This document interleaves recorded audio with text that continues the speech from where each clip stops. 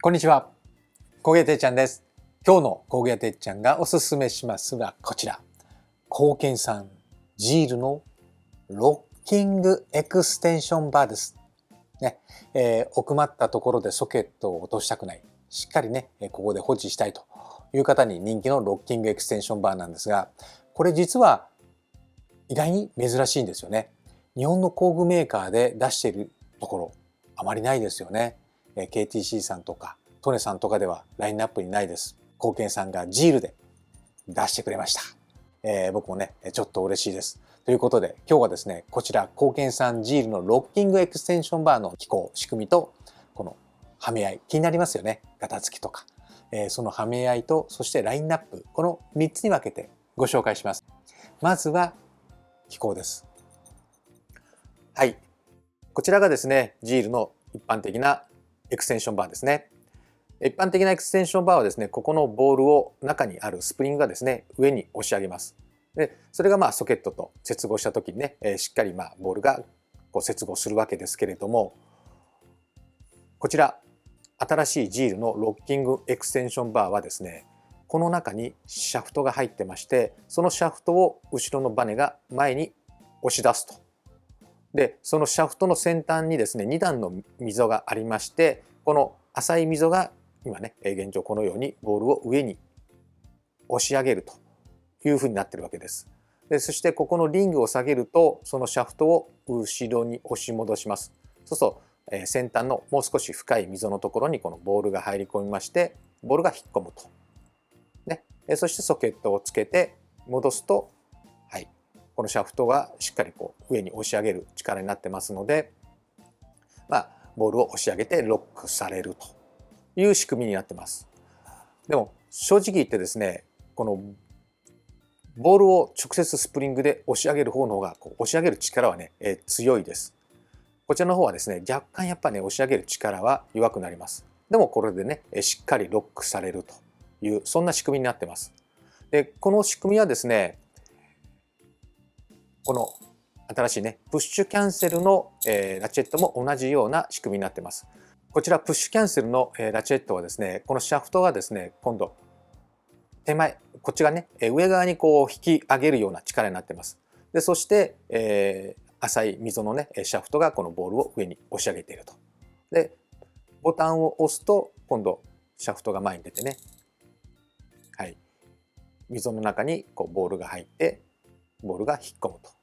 はい、ちょっとね、向きが逆ですね。エクステンションバーの場合は、シャフトをね、前に押し上げて、ボールを上に上げる。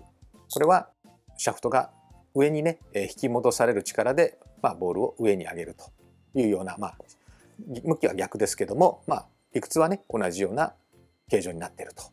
いうことです。はい。高計算らしくね、しっかりしたロック機構になってます。ですからね、ソケットも取り外しやすく、しっかりロックされるというのがね、魅力だと思います。続いて気になる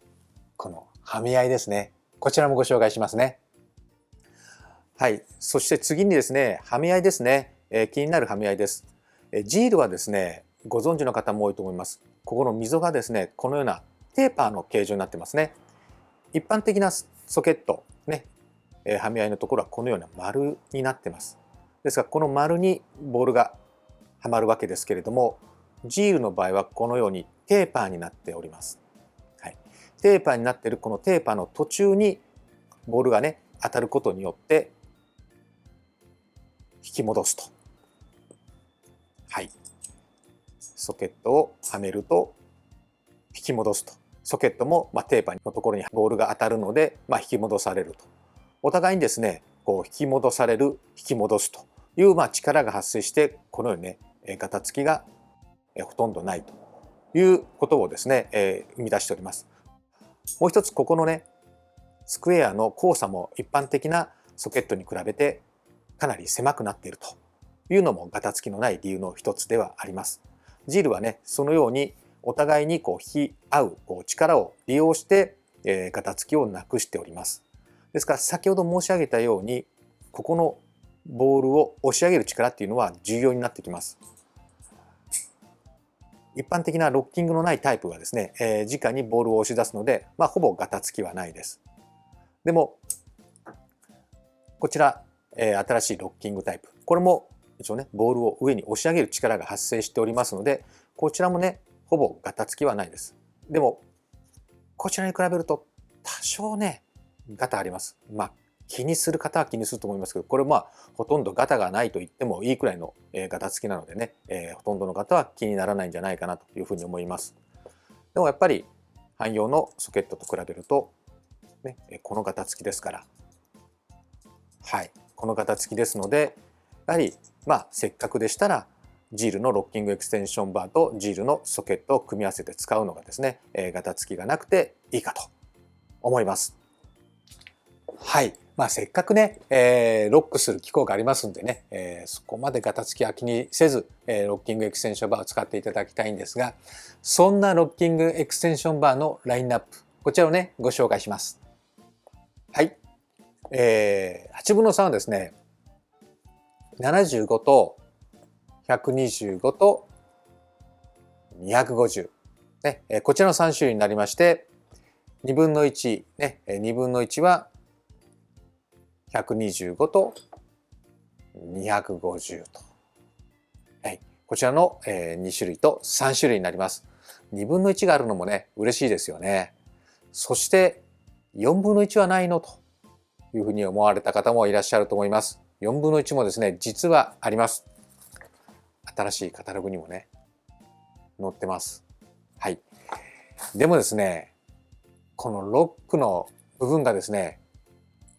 貢献クオリティに達していないということでですね、今もう一度ですね、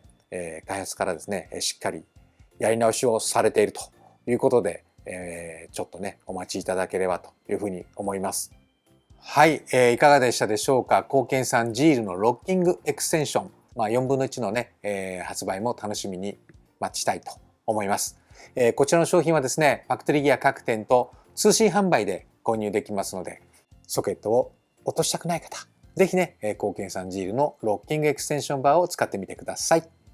ということで今日の工具屋てっちゃんがおすすめしますはジールのロッキングエクステンションバーでした。